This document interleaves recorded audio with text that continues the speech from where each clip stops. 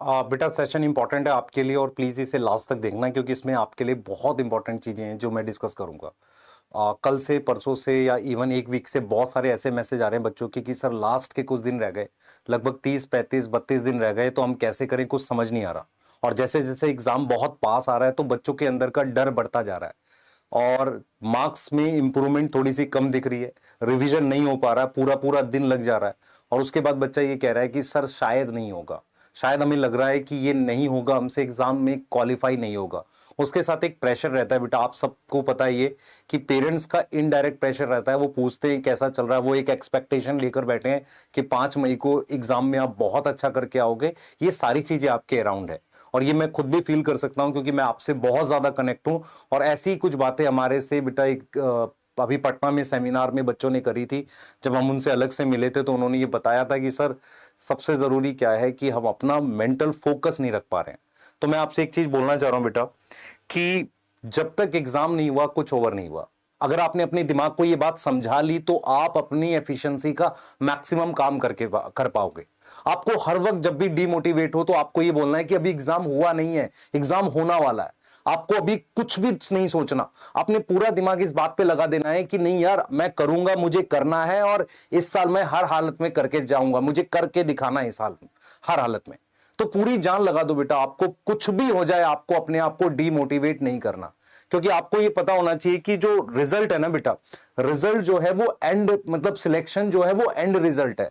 Real चीज तो क्या है कि जो प्रोसेस आप 1 महीने फॉलो करोगे ना उससे आपका रिजल्ट इंपैक्ट हो जाएगा। हो सकता है आप 10 20 15 नंबरों से रह जाओ अगर आप प्रोसेस सही से फॉलो ना करो। तो कहीं ना कहीं आपको यह समझना पड़ेगा कि यार आखिरी के 1 महीने मुझे करना क्या है, किस तरीके से मैं करूं। क्योंकि मैं कोई ऐसी स्ट्रेटेजी वीडियो नहीं ला सकता जिसमें मैं कहूं कि 0 से 650 अभी आ जाएंगे। आपके मार्क्स जरूर इंप्रूव हो सकते हैं, आप अच्छा कर सकते हो, पर यह आखिरी महीना आपके लिए बहुत इंपॉर्टेंट है। और उसमें सबसे इंपॉर्टेंट चीज बेटा मैं बता देता हूं आपको क्लियरली, सबसे इंपॉर्टेंट चीज है कि रिवीजन आप कैसे कर रहे हो। बहुत सारे बच्चे अभी भी कंफ्यूज हैं कि सर लेक्चर देखना है, नोट्स करने हैं। बेटा अगर तुझे चैप्टर नहीं आता तो लेक्चर देख ले, वन शॉट करा तो रहे बहुत कंप्रेस करके। अगर तुझे उसके बाद भी दिक्कत है तो बेटा अपने नोट्स रिवाइज कर, जो तूने पहले से बनाए थे या तेरे पास अभी भी बने हुए रखे हुए हैं उनको बार बार रिवाइज कर। सबसे जरूरी क्या है बेटा कि अब रिवीजन क्वेश्चन के थ्रू होगी। हमने जिन बच्चों से जो सिलेक्ट हुए हैं ना उनसे जब बात करी है उन्होंने एक ही बात बताई है कि सर लास्ट में हम इतने ज्यादा क्वेश्चंस करते थे जिससे हमें यह फील होता था कि यार हमें चैप्टर नहीं पता चल रहा है कि कौन सा है, पर हम क्वेश्चन सॉल्व कर पा रहे हैं, मतलब हम सॉल्व कर पा रहे हैं, हमें आंसर पता है अपने सबकॉन्शियस माइंड में। यह बहुत इंपॉर्टेंट है। ये जो फ्रेम है ना यही सिलेक्शन कराएगा जिसमें आपको पता है सॉल्व करते वक्त आप सही कर रहे हो, आंसर आ रहा है और आपको यह भी नहीं पता ये कौन से चैप्टर का है, पर आपके दिमाग ने कर लिया है कि हाँ ये मुझे आता है। तो ये तरीका है। तो इसका मतलब सबसे ज्यादा इंपॉर्टेंट है बेटा आपको क्वेश्चंस की प्रैक्टिस करनी है। इस चीज को हम भी फील करते हैं, इसलिए हम आपको ऑलरेडी टेलीग्राम में बेटा हर चैप्टर के 50 क्वेश्चन दे रहे हैं, कम से कम उन्हें तो सॉल्व करो।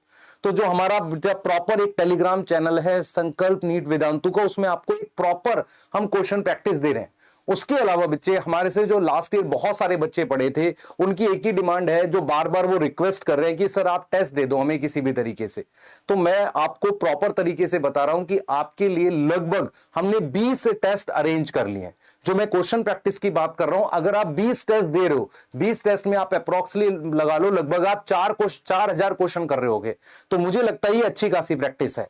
इसके अलावा आपको 4 तारीख से डेली एक वर्कशीट मिलेगी एग्जाम तक मतलब इवन 4 मई को भी आपको मिलेगी। तो 4 अप्रैल से लेके 4 मई तक आपके पास 30 से 31 वर्कशीट आएंगी, जिसमें शुरुआत में वो यूनिट वाइज आएंगी। यूनिट वाइज मतलब 3 चैप्टर की एक सिंगल वर्कशीट होगी। किस पे आएगी बेटा? टेलीग्राम पर आएगी।